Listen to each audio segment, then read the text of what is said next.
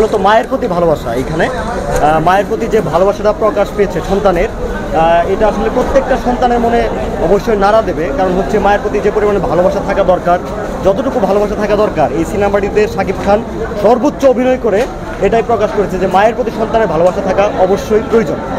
কোয়াটনি কফির অভিনয় কেমন ছিল? যেহেতু সে বিদেশি নায়িকা, আমেরিকান নায়িকা, সে কি আসলে আপনাদের যতটুকু প্রত্যাশা ছিল সে পূরণ করতে পেরেছে? আসলে আমরা সেই কাঙ্ক্ষিত ফলটি পাইনি। কারণ হচ্ছে নায়িকা হিসাবে আবেগ অনুভূতি থাকা দরকার ছিল। যেহেতু শাকিব খান একটা স্টার, তার সাথে অবশ্যই আমাদের একটা আকাঙ্ক্ষা ছিল যে একটা নায়িকা ছিল, নায়িকা, হ্যাঁ শাকিব খান এটা ফিল আপ করে নিছে। তবে আমরা চেয়েছিলাম যে নায়িকাটা তার সাথে মানে একটু ম্যাচিং হবে, মানে একটু আবেগ অনুভূতি ভালোবাসা, মানে ওরকমটা পাইনি আমরা। ঠিক আছে, রাজকুমার সিনেমাতে যদি বুবলি অভিনয় করতো তাহলে কেমন হতো, কেমন লাগতো আপনাদের? আসলে বুবলি অভিনয় করলে অবশ্যই ভালো হইতো, কারণ হচ্ছে কমন হয়ে যেত। কিন্তু বুবলি আসলে ভালো অভিনেতা, আমরা জানি, ভালো দরকার। চিত্রনায়িকা বুবলি কিন্তু নতুন নতুন ভালো ভালো কাজ করতেছে, এখন জনপ্রিয়তার মধ্যে আছে। তো বুবলি থাকলে অনেক দর্শক বলছে ভালো লাগতো, সেজন্যই আপনাদেরকে প্রশ্ন করলাম আপনাদের কেমন লাগতো? হ্যাঁ, আমাদেরও ভালোই লাগতো। কারণ সাকিব তো সাকিবই, আমি একটা কথা বলি, একটা সবসময় বিদেশি মেয়ে লাগে, হ্যাঁ বিদেশি মেয়ে লাগতো, কিন্তু সাকিব ওয়ান পিস। মাহির চরিত্রটা কেমন লাগলো? মাহির অভিনয়? মাহি আসলে না, মোটামুটি মাহি মানে আগে ওভার অ্যাক্টিং করতো, আমরা দেখতাম, কিন্তু এখন মাহি কিন্তু ওভার অ্যাক্টিং এ নাই।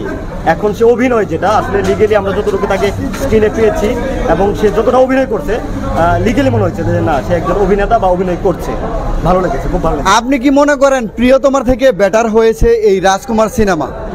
প্রিয়তমা আসলে সাকিবিয়ানদের, যারা সাকিবিয়ান আছে তারা অবশ্যই বিশ্বাস করে যে সাকিব খানের সবগুলো সিনেমা অত্যন্ত ভালো।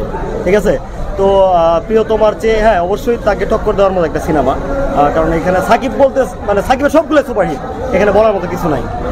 অনেক সাকিবিয়ানই বলছে রাজকুমার সিনেমাটি তাদের মনের মতন হয়নি, তাদের কাছে তেমন একটা ভালো লাগেনি, কারণ একঘেয়েমি সিনেমা হয়ে যাচ্ছে। প্রিয়তম নায়িকা মারা গিয়েছে, এবার শাকিব খান নিজে মারা গিয়েছে, মানে প্রিয়তমের মধ্যে বৃদ্ধ লোকটা দেখার জন্য দর্শক সিনেমা হলে বেশি আগমন করেছিল।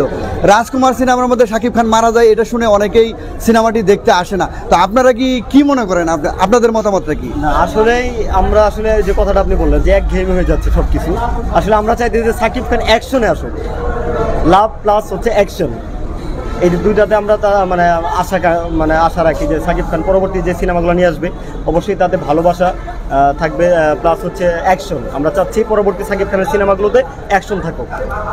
যে সামনে আসতেছে অনন্য মামুনের দরদ নিয়ে কতটা আশাবাদী আপনারা?